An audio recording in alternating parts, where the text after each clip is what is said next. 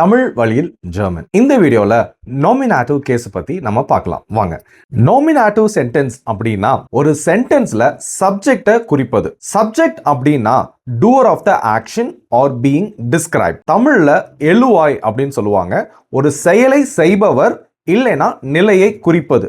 இதுதான் நம்ம நோமினாட்டிவ் அப்படின்னு சொல்றோம். சப்ஜெக்ட் அதாவது எழுவாய் ஐடென்டிஃபை பண்றதுக்கு தமிழ்ல யார் எது அப்படின்னு क्वेश्चन கேட்டிங்கன்னா உங்களுக்கு சப்ஜெக்ட் கிடைக்கும். இப்போ ஒரு எக்ஸாம்பிள் கொடுக்கிறேன். இஷ் ஹைசர் சுஜாய். இந்த சென்டென்ஸ்ல யார் இங்கே சுஜய் அப்படின்னு கேட்டிங்கன்னா நான். சோ இந்த சென்டென்ஸ்ல நான் அப்படின்றதுதான் சப்ஜெக்ட். இன்னொரு எக்ஸாம்பிள் பார்ப்போம்.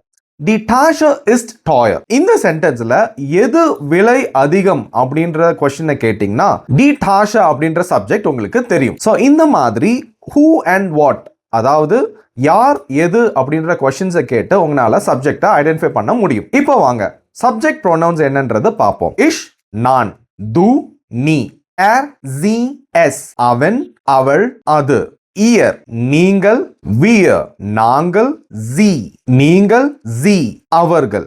இப்ப கீழே கொடுத்திருக்க இந்த சென்டென்ஸ்ல எது சப்ஜெக்ட் அப்படின்றத ஐடென்டிஃபை பண்ணி கீழே கமெண்ட் பண்ணுங்க. நெக்ஸ்ட் வீடியோல அக்குசாட்டிவ் அப்படின்றது என்னன்றத பார்ப்போம். இந்த மாதிரி நிறைய வீடியோஸ்க்கு இந்த சேனலை ஃபாலோ பண்ணிக்கோங்க. Happy learning.